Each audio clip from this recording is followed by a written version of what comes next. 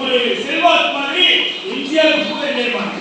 எம்ஜிஆர் கூட பார்க்க கூட கூட்டத்தோட நடிகர் என்எஸ் கிருஷ்ணன் போனா மிகப்பெரிய கூட்டம் கூடுவான். அப்ப என்எஸ் கிருஷ்ணன் அடுத்த சேலத்துக்கு போறாரு. பார்த்தா காந்தியை பார்க்க வந்த கூட்டத்தோட 5 மடங்கு கூட்டம் கூடியிருக்கு.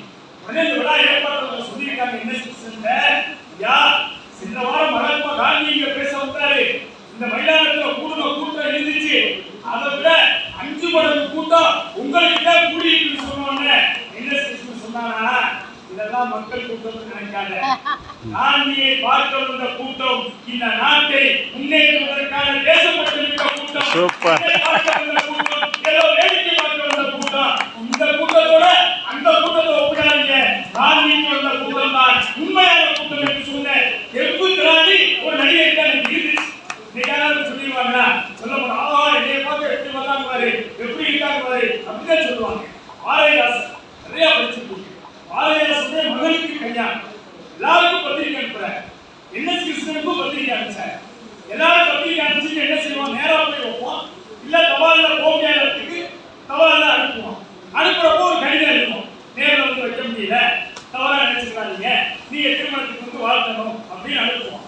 பாரதிதாசனும் அதே போலதான் நடிகர் என்எஸ் கிருஷ்ணனுக்கு அனுப்பினார்.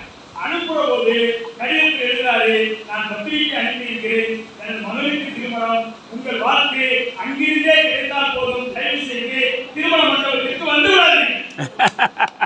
கல்யாணத்துக்கு வராதீங்க எழுதுவாங்களா, ஏன் சொன்னாங்கன்னா, நீங்கள் வந்தால் நீங்க கூடுகிற கூட்டத்தை எங்களால் சமாளிக்க முடியாது, தயவு செய்து வந்து விடாதீர்கள், உங்கள் வாழ்க்கை அங்கிருந்தே கிடைக்கும். இப்படியெல்லாம் இருந்த காலம் ஒரு பொற்காலம் நாட்டில். இன்றைக்கு அந்த காலம் எங்கோ போய்விட்டது. நாமே அந்த காலத்தை குறைத்ததற்கு பின்னால் இன்றிருக்கிற இளைய சமுதாயத்திலே காந்தியத்தை எப்படி கொண்டு போய் சேர்க்கிறோம் என்பதற்காக மாணவ செல்வங்களுக்கெல்லாம் போட்டிகளை வைத்து, ஓவிய போட்டி, பேச்சு போட்டி, கட்டுரை போட்டி, அதுல மாணவனுக்கு மட்டும் வச்சா போதாது, கற்றறிந்து வேலைக்கு போய் நல்ல குடும்பத்தை நடத்திக்கிட்டு காந்திய சிந்தனை இருக்கா இல்லையா பார்க்கறதுக்காக பொதுமக்களுக்கு போட்டி நடத்தி எங்க அண்ணன் முக்கிய முதல் பேசுவாங்க. நம்மளால உருவான மூத்த பேச்சாளர், முன்னணி பேச்சாளர், ஆனால அவன் இப்ப கட்டாயம் முதல் பேச்சு வாங்கியிருக்கான், பெருமையா இருக்கு. ஆக காந்தியத்தை தலைமுறை கடந்து இணைத்துக் கொண்டிருக்கிற பணியை இந்த காந்தி நினைவு அருங்காட்சியகம் செய்கிறது. அருமையான நூல் காந்தியின் சுற்றுச்சூழல். சொன்னார் திருமலை ஐயா, சுற்றுச்சூழல்னா ஏதோ சுற்றுச்சூழல் வார்த்தையை சொல்லியிருக்காங்க.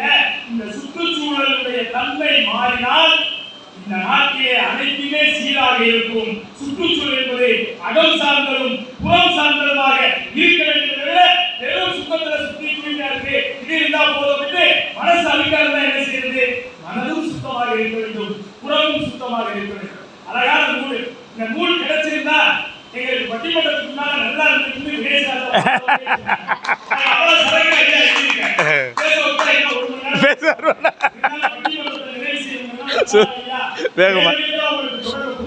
சொன்னாரு.